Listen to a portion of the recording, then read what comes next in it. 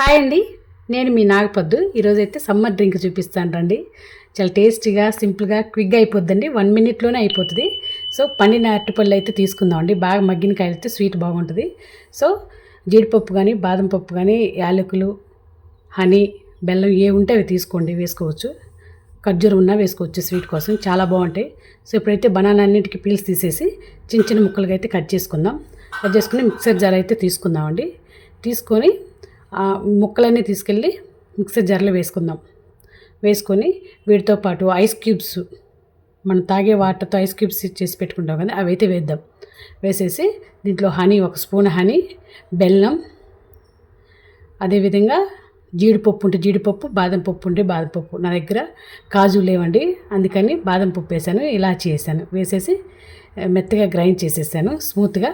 So ఇప్పుడైతే కాచి చల్లార్చిన పాలు ఫ్రిడ్జ్లో ఉన్నాయండి, బాగా కూల్గా ఉన్నాయి. సో అవి డైరెక్ట్గా కలిపేస్తున్నాను.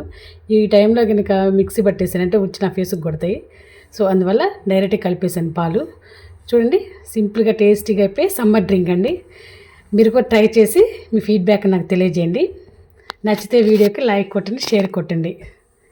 ఓకే, సో ఈజీ ప్రాసెస్లో అయిపోద్దండి. లాస్ట్లో కొంచెం క్యూబ్స్ వేసుకోండి, ఐస్ క్యూబ్స్.